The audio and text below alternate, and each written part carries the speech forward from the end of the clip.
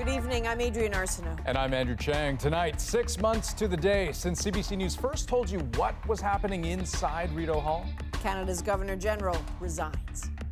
This is not something that anybody wished on the institution, on the staff that work at Rideau Hall, or on Canadians. After allegations of verbal abuse and public humiliation, Julie Payette, one of Justin Trudeau's signature appointments, is out. The gravity of this moment, the politics at play, and what should the government have known? At Issue brings their take. Also tonight, calls for tighter restrictions in Saskatchewan as a beloved sportscaster dies from COVID-19. Well, it's a reminder to people that COVID is real.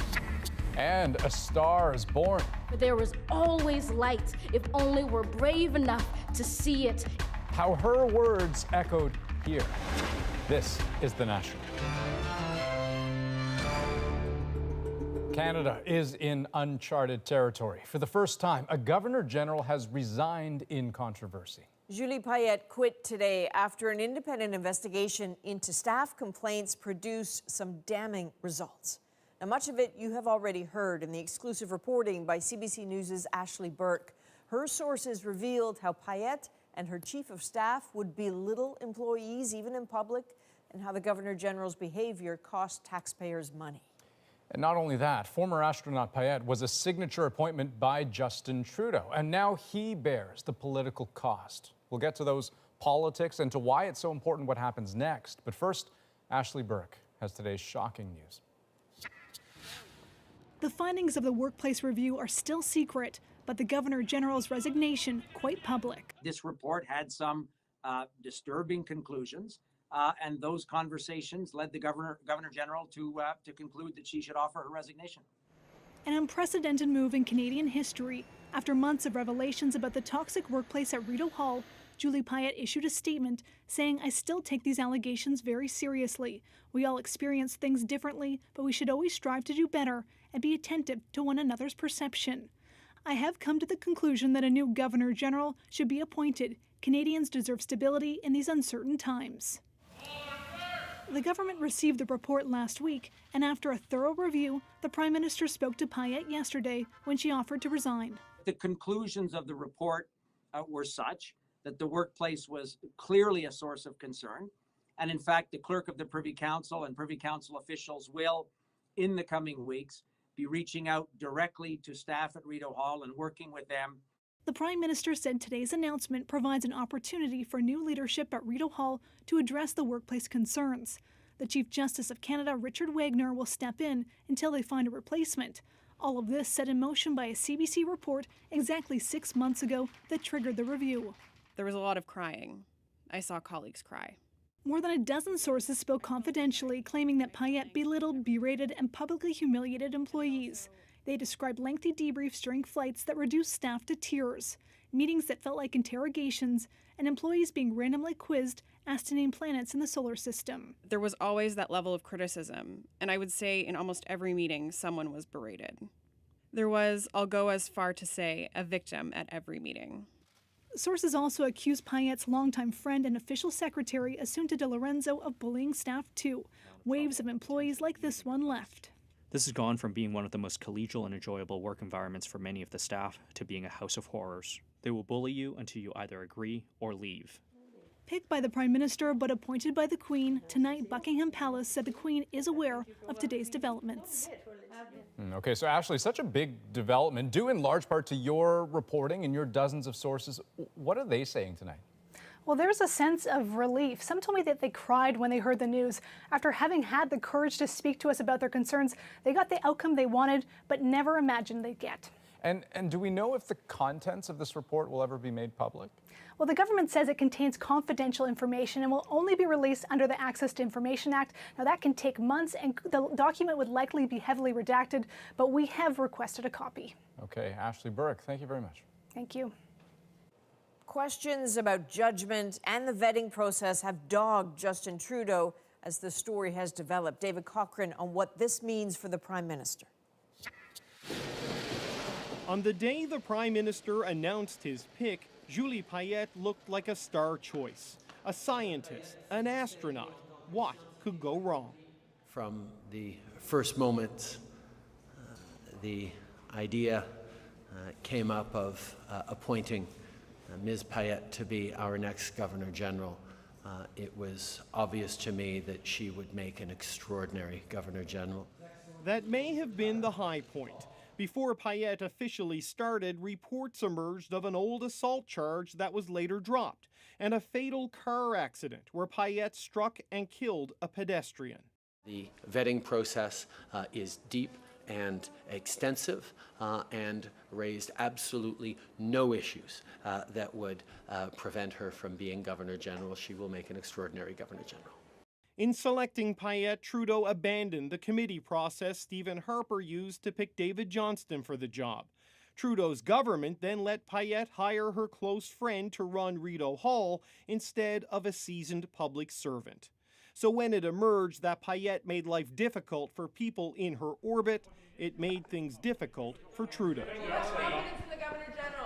The allegations of a toxic Rideau Hall, followed by revelations Payette left the Montreal Science Centre with a $200,000 severance after employees complained of mistreatment, and that she left the Canadian Olympic Committee after allegations of verbal harassment. This definitely looks poorly on the Prime Minister, who essentially handpicked the Governor General and curtailed this appointment committee that had been put in place a few years prior by the prior government. Payette's departure comes during a minority government in what will likely be an election year, a time of political uncertainty during a period of instability in the Governor General's office. David Cochrane, CBC News, Ottawa. Our chief political correspondent, Rosie Barton, will take us deeper into this. So, Rosie, Buckingham Palace says the Queen is following these developments, characteristically diplomatic phrasing there. Clearly, though, this will not go over very well at all. No, and this is, after all, the Queen's representative in Canada. There's symbolism in this role. The person is meant to sort of reflect Canadian identity. But I can't overstate how vital this role is to upholding our parliamentary system, democracy. The GG, the Governor General, gives legislation royal assent, so it becomes law. She reads the throne speech. She approves dissolution or prorogation of Parliament, which we have seen is hugely important in the past, particularly for a minority government. She is Commander-in-Chief of the Canadian Forces. So without a credible Governor General, someone Canadians can trust and rely on to make the right decisions, our political system could have found itself in serious jeopardy. And I suppose the other layer to this is that fundamentally we're talking about a boss and employees and a place of work. Yeah, and I think that's the part Canadians can relate to, you know, people who are feeling abused in their workplace, making complaints, they're not getting listened to, so they go to Ashley Burke at the CBC to try and get some accountability. And no matter what the role, no matter who was in that role, this is about trying to find ways to protect people, even when the person facing these allegations is the Governor General. And that's why we are where we are today. All right, so I have no doubt at issue we'll have more on this when it convenes a little bit later. Until then, thanks, Rosie. You bet. So what are the lessons for the federal government? What is the damage done? Rosie, we'll be back with that issue in about 15 minutes to talk about that. Well, let's turn now to the COVID-19 crisis. And 2 weeks after holiday-related spikes, a beginning of a trend in the right direction. All told, Canada reported 5,957 new infections today. That's down from the early January peak. Also encouraging, Canada's 7-day rolling average falling, at least for now, from more than 8,000 to just over 6,000 daily cases. Ontario's numbers, in particular, also down, reporting 2,632 new infections today. That's more than 1,000 fewer than the record set January 10th. Its 7-day average also on the decline, from around 3,700 down to 2,700 cases in the last 2 weeks. But north of Toronto, there is growing concern a COVID-19 variant has played a role in an outbreak sweeping through a long-term care home. We had upwards of about 55 people becoming ill within 48 hours. If we had vaccine a month before we went in on Saturday, I think this outbreak would be a lot less severe. Preliminary testing shows a very high probability that a new strain is infecting people at the Roberta Place Care Home in Barrie. But which variant? Not yet determined. More than 24 people have died there, and nearly every resident, 122 of 130 people, is sick. 69 staff members have also tested positive. Now, in Ontario, barely half of long-term care residents, 56%, have been vaccinated. And a provincial science body says lives could have been saved if those residents had been first in line. David Common shows us the findings. Ontario had enough vaccine in December to immunize all residents of long-term care, but that didn't happen. The government says at first the Pfizer shot couldn't safely be moved into homes, but in other countries and provinces, they managed to. Now, according to projections, Ontario's current plan is costing lives. The Science Table, which advises government, says if all residents had got their first dose by today, 1,600 cases and 305 deaths could have been avoided by the end of March. Lives could still be saved by accelerating from the mid-February deadline. This one was just, a no-brainer, and we had the supply, we had the ability to do this, we just didn't get it done. And that's why it's a breathtaking failure. Geriatrician Nathan Stahl is caring for the COVID sick. He's frustrated the Ontario government didn't make care home residents the sole priority for the first vaccines. They actually put the needles in the wrong arms. They put the needles in the arms of people who are much less likely to die. That included not just hospital administrators, but staff who aren't as high risk as residents. Palliative care physician Amit Arya is critical that Ontario's vaccine task force didn't include anyone who's ever run a mass vaccination program. These people have been excluded from these committee, and I mean, this is something that I've said before. The people who are giving the shots should also be the people who are calling the shots. Ontario's government has received nearly 250,000 doses, 3 times as many as there are care home residents. And some died waiting for the vaccine, including Jennifer Penny's mom, 81-year-old Yvette Brock. It's just another example of what they could have done, what they should have done, but what they didn't do. And Ontario's outbreaks continue. David Common, CBC News, Toronto. British Columbia is aiming to get the first COVID-19 doses into all long-term care homes by the end of the week. And not just for the elderly. BC is one of a few provinces where some family visitors are also getting the shot. Tanya Fletcher now on why that policy is so important to so many. Okay, 1, 2, 3. This is what relief looks like. And you're done. And what hope sounds like. Needles into the arms of the most vulnerable, the elderly. And protecting them means also protecting those around them, including family members who provide critical care. Jody Vance is one of them. It felt like the beginning of the end of this nightmare for so many of us. Her 82-year-old father is in this long-term care home with late-stage Alzheimer's. Over the course of the pandemic, Vance has had to drive him to emergency cancer surgeries. She was given essential caregiver status, and with it, a life-changing moment in the form of a recent phone call. Saturday night at 5:45, I'm never going to forget. It kind of was a little bit surreal over the time period between the call and actually coming here. It felt like hope. In BC, religious leaders can also qualify as essential visitors. It's up to the discretion of individual care homes to make that essential designation. And care home operators say the more help, the better. And because of staffing levels, this gives us that extra layer of assistance. So they are doing things like maybe with feeding or mobility, and that really brings quality of life to their loved one. It's so critical. As critical as those connections are, many are still waiting just to see their loved ones, let alone get the vaccine. Mom has gotten much worse.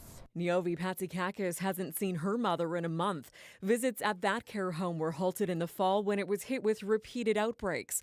She's been trying unsuccessfully to get the essential designation ever since. It's very frustrating, but I'm trying to be optimistic. Meanwhile, BC's target is to get the first doses into all care homes by the end of the week. And for families still waiting on the outside, the need to reunite is as critical as the vaccine itself. Tanya Fletcher, CBC News, Vancouver. As just so many people in this country wait for the vaccine, the soldier in charge of the federal vaccination effort gave an update on the Pfizer-BioNTech delay today, starting with a pretty disappointing number. 0 this week. 79,000 following week. Don't know what the fourth week looks like.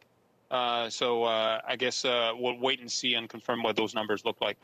So deliveries have been disrupted because of upgrades to the Pfizer plant in Belgium. The Prime Minister says he spoke with the CEO of Pfizer and confirmed Canada will receive 4 million doses by the end of March. Some provinces are already warning that vaccination appointments may have to be canceled in the coming weeks. Manitobans, except those in the hard-hit north, will see a loosening of restrictions this Saturday, with some visitors allowed in homes and stores able to start selling non-essential goods. Even so, Premier Brian Pallister urges caution. We don't want this to be a yo-yo effect where we're able to give you some freedoms back and then have to, because of increasing COVID numbers, have to take them away later. That's not the goal.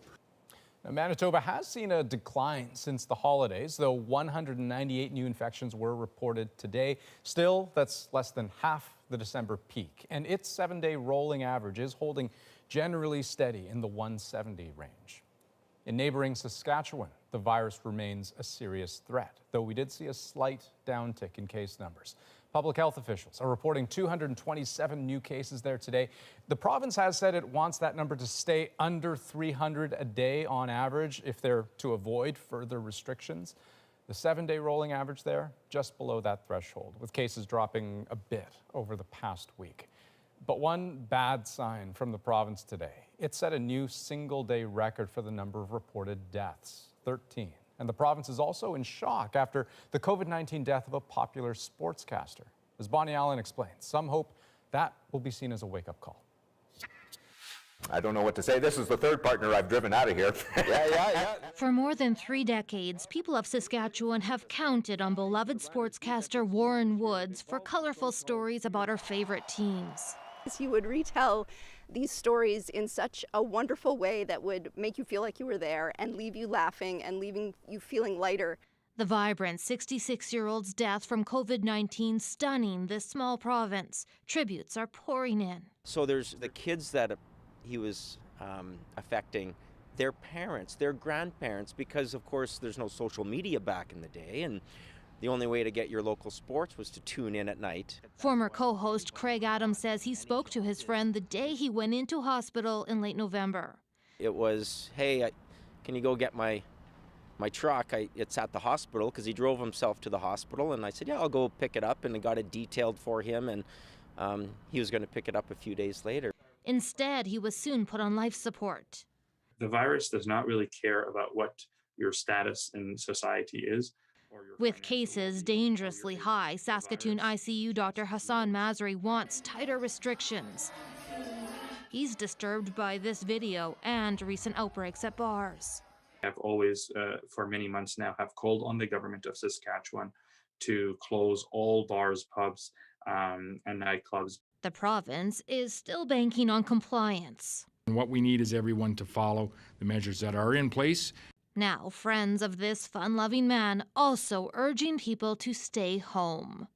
When it hits close to home, you start to pay a lot more attention. If there's any silver lining in any of this, and in talking with his daughter and his son, it's that, it's a reminder to people that COVID is real, and for people to be careful out there. Was a golden opportunity. Bonnie Allen, CBC News, Regina.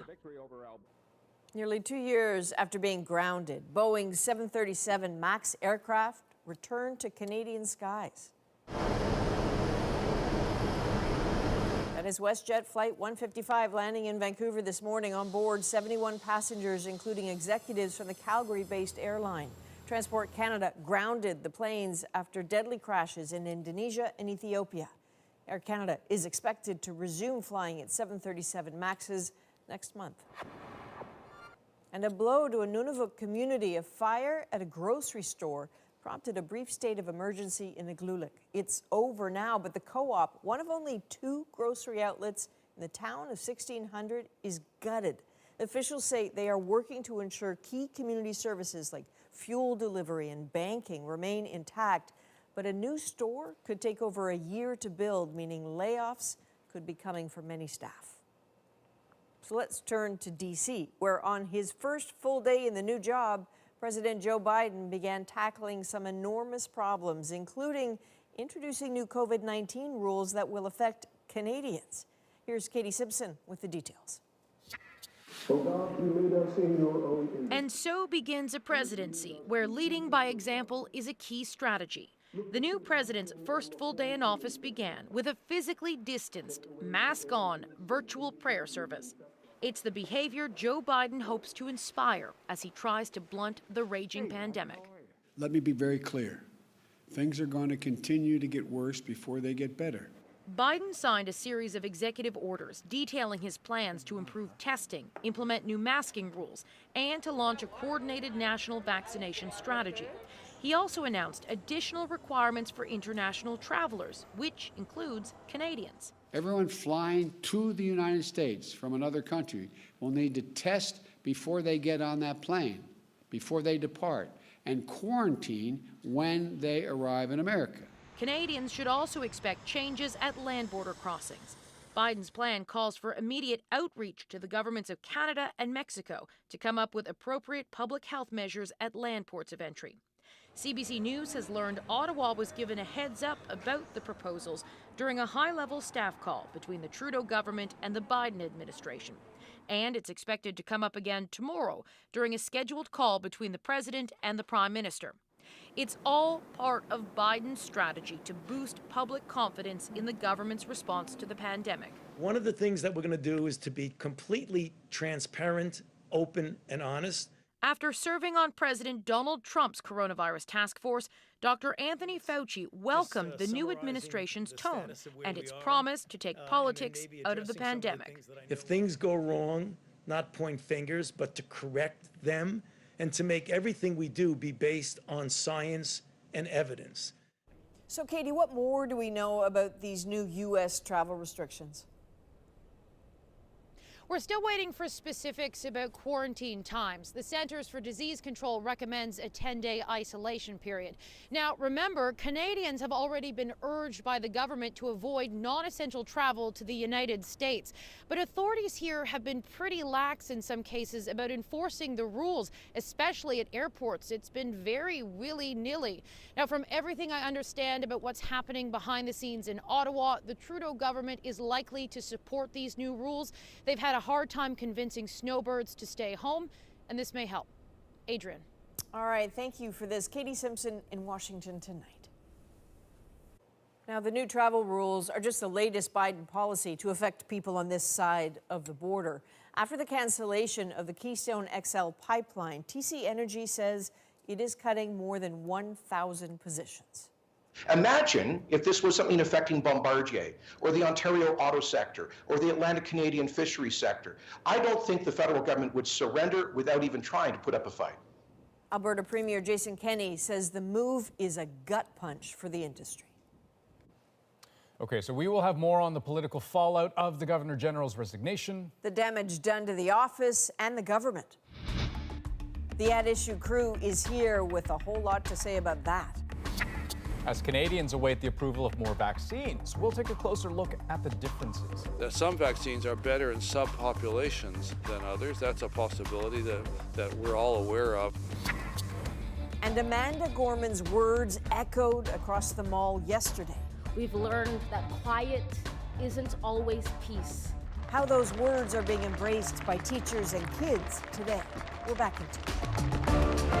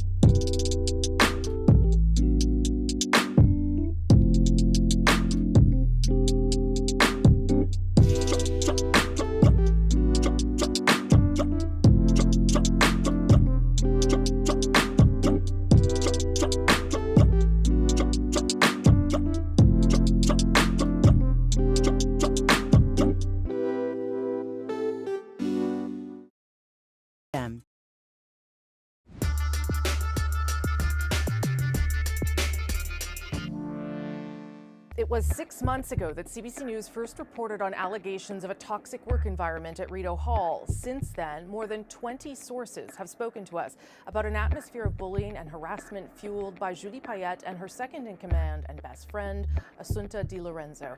2 days after our first report, the Privy Council office ordered an independent review of the claims. At the time, Payette tweeted that she was deeply concerned about the reports and welcomed the review. Weeks later, the Prime Minister continued to praise her. Governor General has a long and successful role as a scientist, as an astronaut. We will wait for the reviewer to do their work. That review is now complete. Its contents reportedly scathing. Late this afternoon, Payette resigned as Governor General, effective immediately. So for more on this, let's bring in At Issue, Chantal Hébert, Andrew Coyne, and Althea Raj. Good to see everybody. Okay, I sort of tried to lay out sort of how this has unfolded from the beginning of our reporting to now. Maybe we'll just get everybody's reaction. Chantal, I'll start with you. Not surprising, probably a big sigh of relief, the second this week on Parliament Hill and in Liberal offices.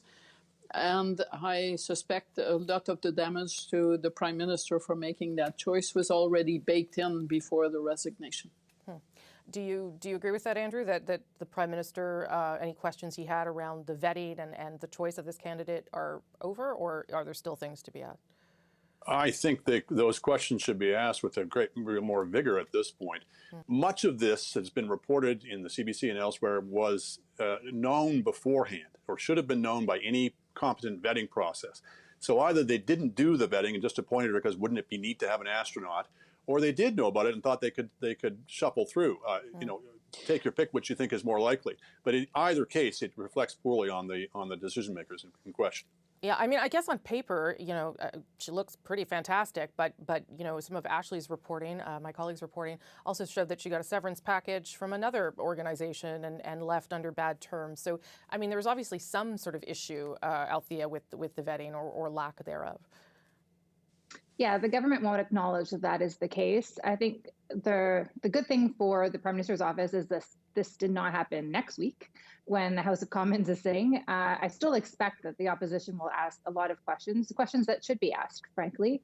It seems that even during that meeting between the Prime Minister and the Governor General, she refused to acknowledge that she had any responsibility with what happened at Rideau Hall, that she acknowledged that people felt that there had been wrongdoing, but not that there had been wrongdoing.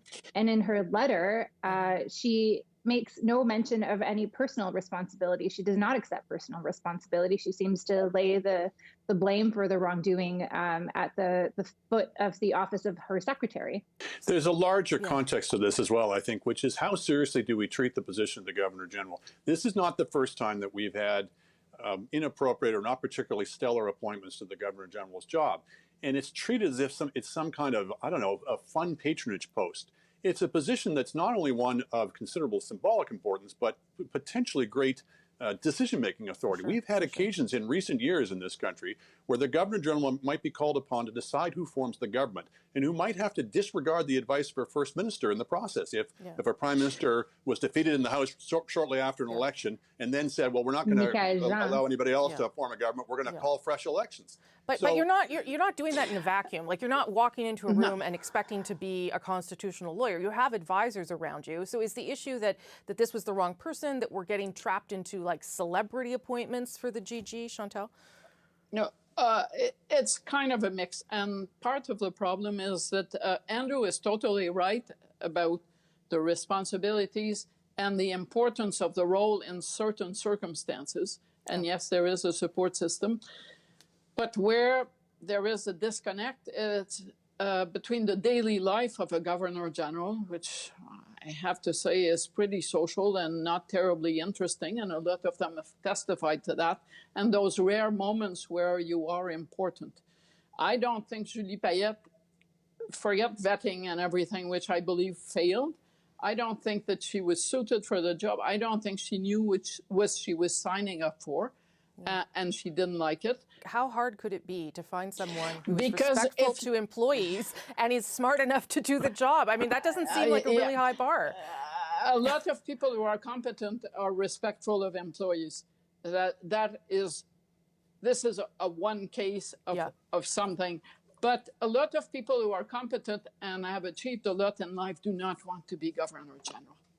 Can I just say, Yes. Rosemary, just one other thing is, yes, the Governor General has experts to advise him or her, but he or she has to be able to carry the confidence of the public in a situation like that. That's right. Imagine if the Governor General had to go against an elected Prime Minister in some kind of crisis like that. You would want somebody where the public said, look, I respect and admire that person, and I'm going to stick with the duly constituted constitutional authority against what would be effectively a rogue Prime Minister. You need somebody who can command the public's confidence in that situation. And that's what you're talking about, Althea. When we look back at Michaëlle Jean, what she had to do in 2008 with Stephen Harper, you have to wear that and then convince people it is the right thing to do.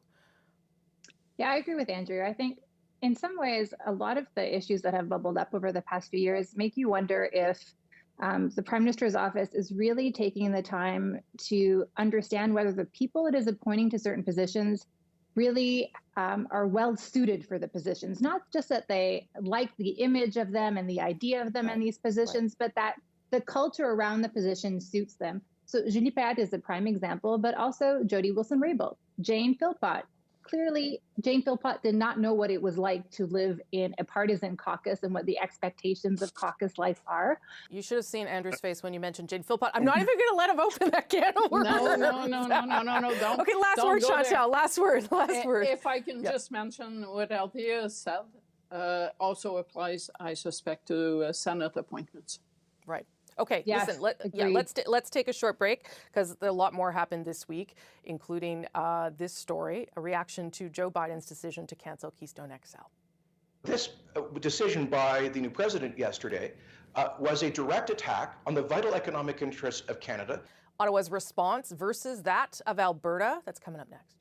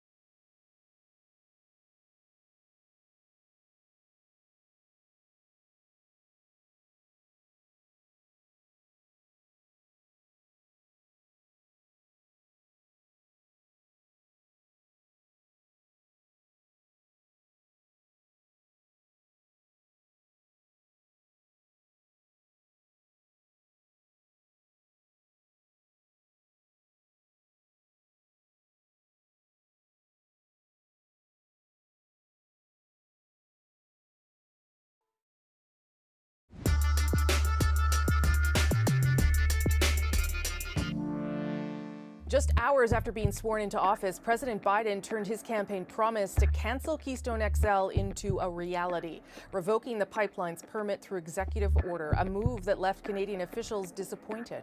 We respect that decision. We have to accept that and move forward. And left Alberta's premier calling for a response. The government of Canada must impose meaningful trade and economic sanctions.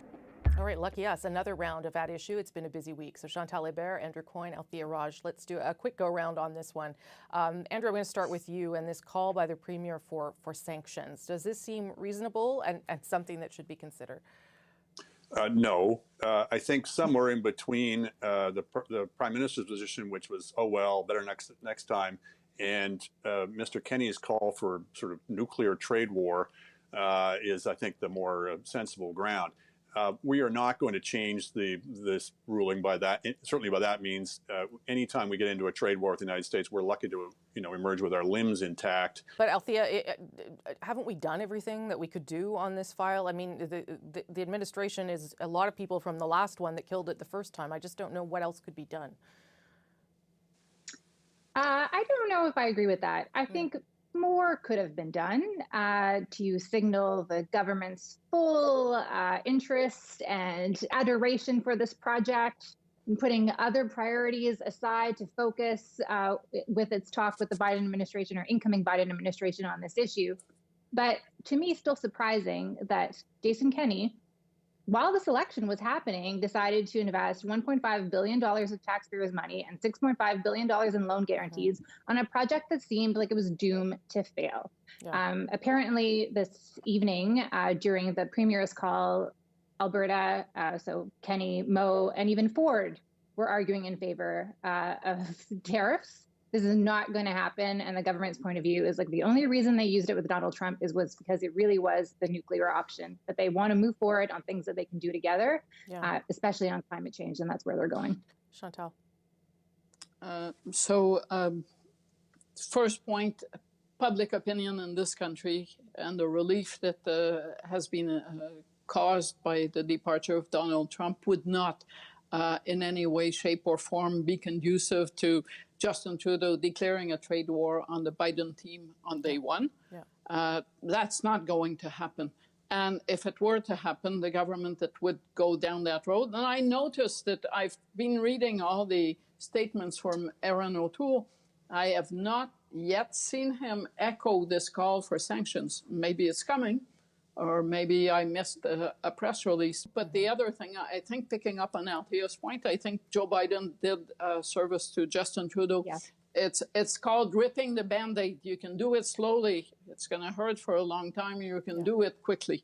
And if he was going to do that, and no president is going to reverse himself on something he did on day one that fulfilled the promise. Yeah, and do it before an election for Justin Trudeau, where he may have to defend himself. It also puts Jason Kenney, Andrew, in this weird position where he's calling for sanctions and then somehow suddenly promoting Justin Trudeau's climate plan as the reason why the pipeline should go ahead. Yeah, I'm not sure I follow that at all. I don't think a Prime Minister Kenney would be launching trade sanctions as a result of this, because you have, if you're in that position, you have to take a broader outlook than just what's good for the Prime Minister, or Premier, I should say, of Alberta. But I understand his frustration. This project has been looked at any number of times in the U.S. itself, and in a way, both Premier Kenney and some of the project's most fervent opponents exaggerate the stakes here. The oil sands are not going to live or die depending on whether Keystone itself gets built, and neither would Keystone in itself, destroy the environment. The oil is going to get to market one way or another. If it doesn't do so by means of the Keystone pipeline, it will do so in other ways. So this is it. We just sort of say okay and move on. Is that sort of where this is going? I expect the Prime Minister to raise it in his first phone conversation with President Biden. I expect to see it in the debrief. I'm not sure I expect to see it ever again. Okay, smart. Smart, all of you. Thank you. Appreciate this and appreciate you pivoting subjects, given it's been such a busy news day. Thank you. Before we go, be sure to subscribe to At Issue, the podcast. We've got extra content there. This week, we're talking about Conservative MP Derek Sloan, who was voted out of caucus. Yeah, that happened this week too. Look for it on any major podcast app, our website, cbcnews.ca/thenational. And now, back to Andrew and Adrian in Toronto. Okay, thanks, Rosie. Canada is getting ready to approve more vaccines. So, will there come a time when we can choose which one we want? Next, we will take a closer look at the differences between the doses. Plus, For there is always light if only we're brave enough to see it, if only we're brave enough to be it. She skyrocketed to international fame in an instant. Amanda Gorman's message and how it's being received.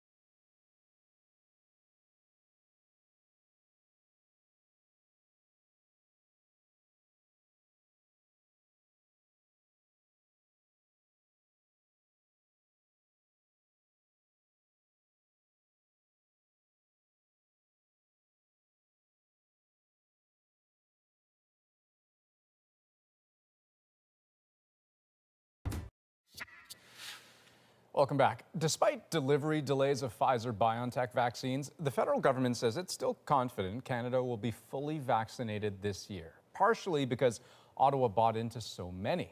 Only 2 have been authorized by Health Canada, of course, Pfizer-BioNTech and Moderna, but 5 more are under consideration. These other 5 candidates still awaiting authorization. But experts say 2 of those vaccines are nearing the finish line. And as Christine Birak tells us, that has some folks hoping they'll have some choice when it's their turn to get the shot. We need to get these vaccines rolled out as soon as possible. Retired Canadian steelworker John Pittman admits he's no scientist, but he's read some vaccines might offer better protection for older people, so he'd like a choice. If they do get the approval for the AstraZeneca, then I would just wait for that. In a few months, he might have that option. So that's the next one down the pipeline, and that actually has a better cold storage, or it doesn't require any special storage. And the doses can be given up to 3 months apart. It's one of 2 DNA vaccines on the horizon. The next one down the pipeline is the J&J or Janssen vaccine, which is a single vaccine. That's a game changer. One dose could be rolled out in doctors' offices and pharmacies. In the U.S., Johnson & Johnson could apply for emergency approval as early as February.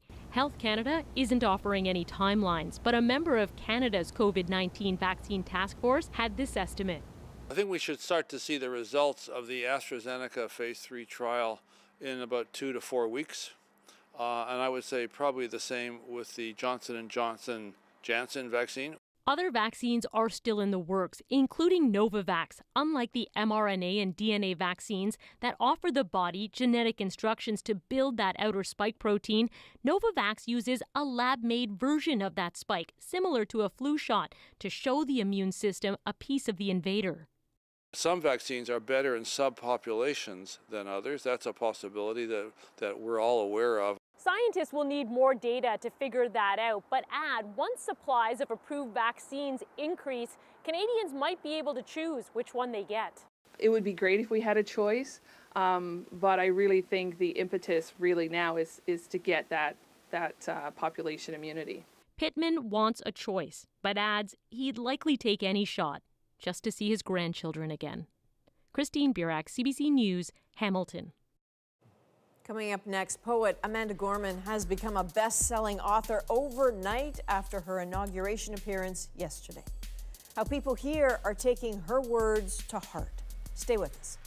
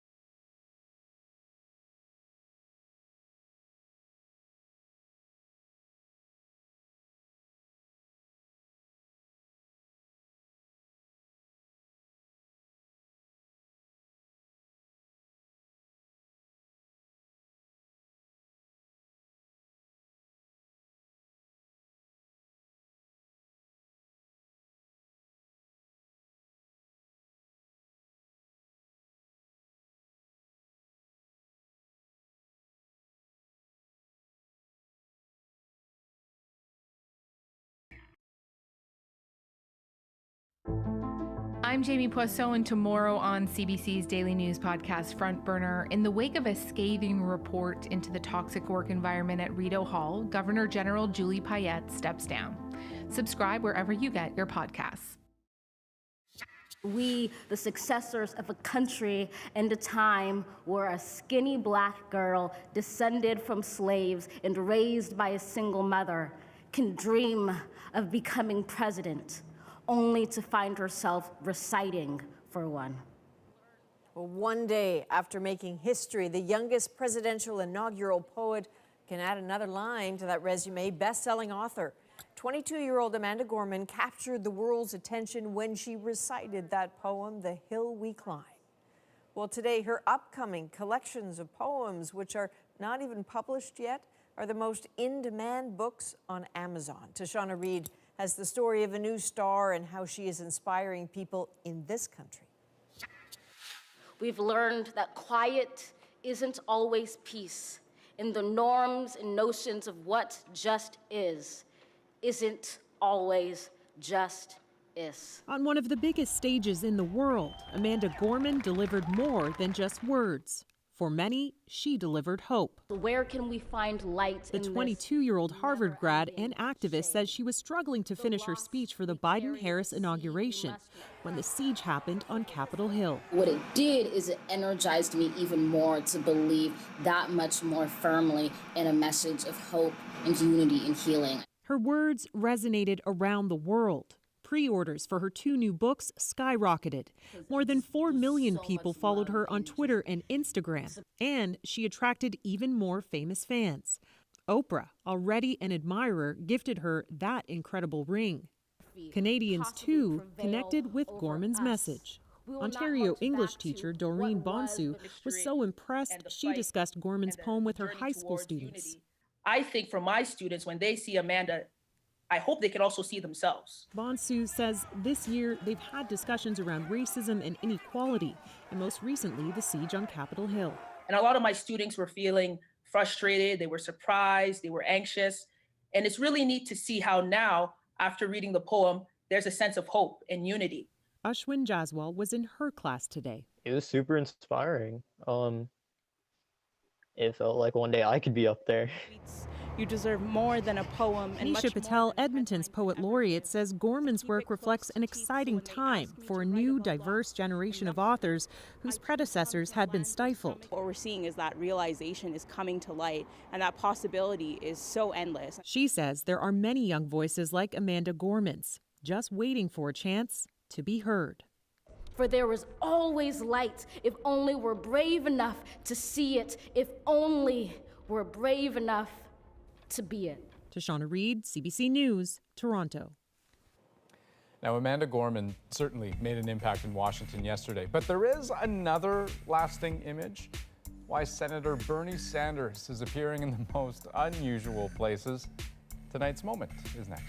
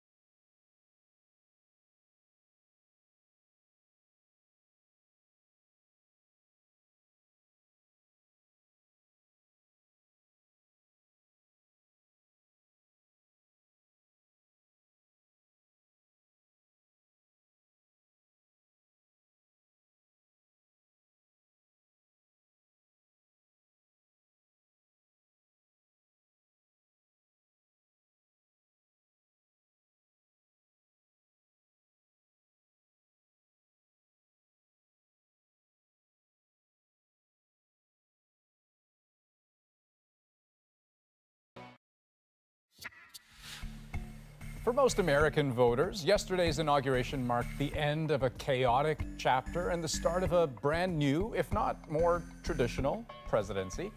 So 24 hours later, maybe it should come as no surprise that the moment that's taken on a life of its own was perhaps the dullest one of all. So of course, it's our moment tonight. So that, of course, is Senator Bernie Sanders, the man who fought Biden for his party's top job. But on this day, that body language, the kind that screams, "Don't we all have work to do?" it caught fire online. And who knew that dissatisfied demeanor would fit so well in so many situations, in places high and low, even those magical spaces we can only dream of. And consider those mittens, Insta-famous. As it happens, they were a gift from a second-grade teacher in his home state of Vermont, who, by the way, could make a killing on these things, but won't. I gave those mittens to Bernie as a gift, and I think it's beautiful that they've gone so far. Sanders' own reaction to his umpteenth moment in the spotlight, understated. You know, in Vermont, we know something about the cold. Makes sense, even if none of this actually does. Not that we wouldn't welcome him anytime once restrictions lift, of course. But yeah, so wild, weird, wonderful world out there. Shout out to Luis Lopez, part of our Vancouver team, who did that last shot up there together. But who would have thought that's the moment that came out of Well, this is the world we're in right now. There is, of course, an app for that. Apparently, there's a link you can follow. You can put Bernie really wherever you want to. That's right. The internet is often a terrible place, and sometimes it's just ridiculous enough to be fun. That is a national for Thursday, January 21st. Good night.